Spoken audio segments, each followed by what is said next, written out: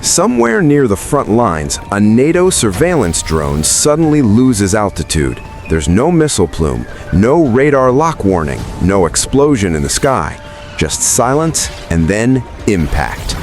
Analysts reviewing the footage later notice something unsettling. The drone's countermeasures activated perfectly, flares deployed, jamming systems engaged, yet none of it mattered.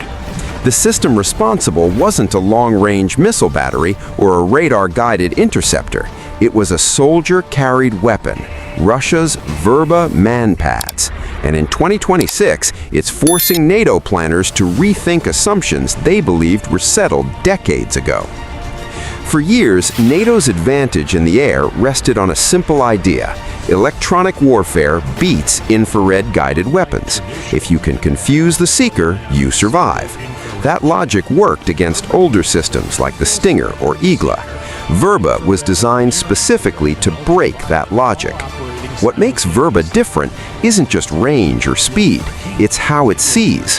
Unlike traditional MANPADS that rely on a single infrared channel, Verba uses a triple spectrum seeker. Infrared, near-infrared, and ultraviolet all operating simultaneously. That means it doesn't just look for heat, it looks for shape, contrast, and atmospheric signature. Flares burn hot, but they don't match the aerodynamic and spectral profile of an aircraft. Verba knows the difference.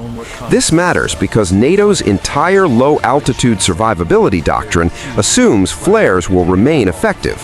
Helicopters, drones, and close air support aircraft are designed around that assumption. Verba quietly invalidates it.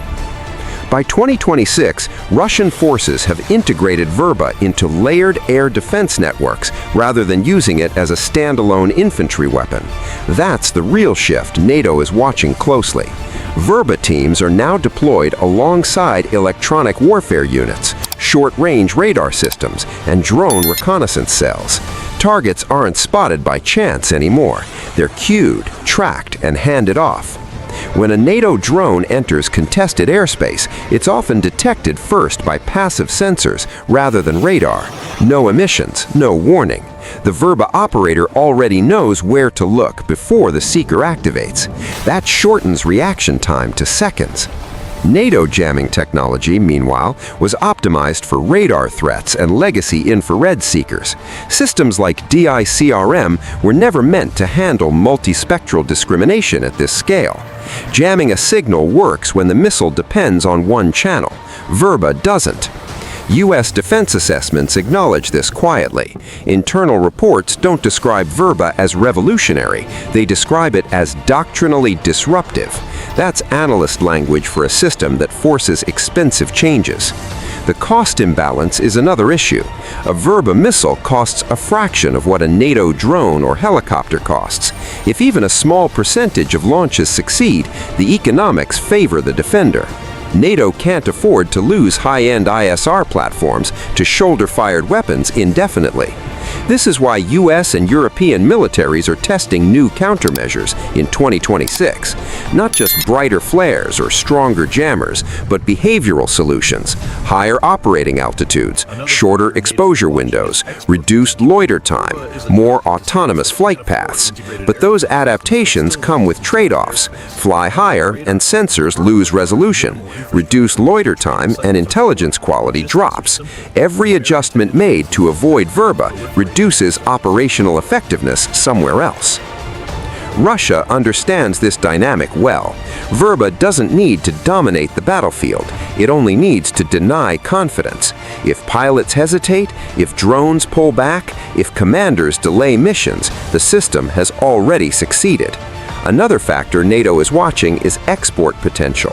Verba is attractive to states that can't afford integrated air defense systems but still want to contest airspace. Unlike radar systems, Verba requires minimal infrastructure.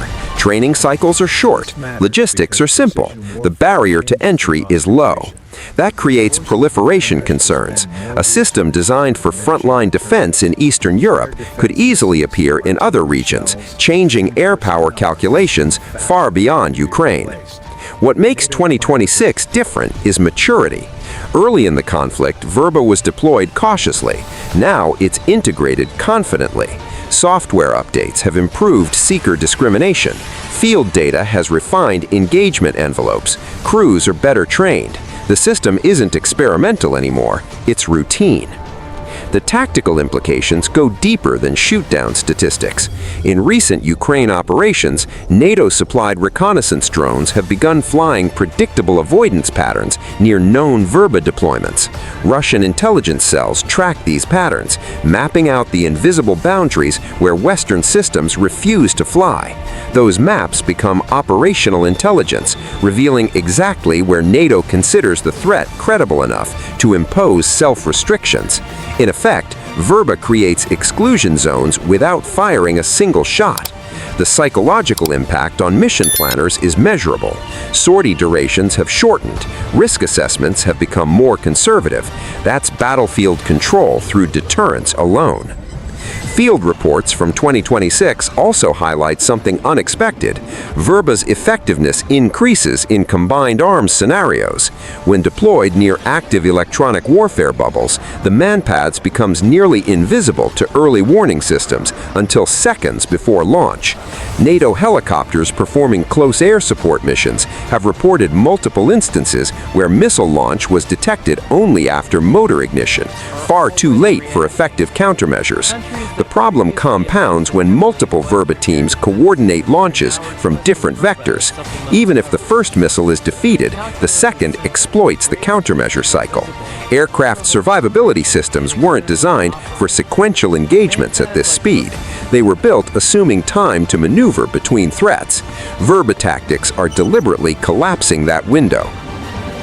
International arms markets are already reacting. Countries that previously invested heavily in Western air defense systems are now requesting Verba as supplemental coverage. The calculus is simple. Radar systems are visible, vulnerable to suppression, and expensive to operate. MANPADS like Verba are mobile, emission-free, and cost-effective. For nations facing technologically superior adversaries, that combination is increasingly attractive. U.S. intelligence agencies are tracking at least a dozen potential buyer states in 2026, several of which operate in regions where American air operations remain a possibility. If Verba proliferates widely, it won't just challenge NATO in Eastern Europe, it will reshape air campaign planning globally. Every deployment calculation, every risk assessment, every rules of engagement review will need to account for multispectral MANPADS that standard countermeasures can't reliably defeat. NATO's response isn't panic, it's adaptation. New drone designs emphasize reduced infrared signature. Aircraft survivability upgrades are being fast-tracked, but none of these fixes are immediate and none are cheap. This is the reality NATO is confronting. Air dominance is no longer just about jets and missiles. It's about whether a single infantry unit can deny access to an entire slice of airspace. Verba doesn't replace long-range air defense, it complements it, and in doing so, it fills the gaps NATO systems were never designed to address. That's why U.S. analysts aren't asking whether Verba can be countered, they're asking how much operational freedom they're willing to trade to do it. Because in modern warfare, sometimes the most disruptive systems aren't the biggest or fastest, they're the ones that quietly force everyone else to change how they fight. If you want daily breakdowns of the weapons that actually decide wars, smash that subscribe button and hit the bell right now. New drop every single day.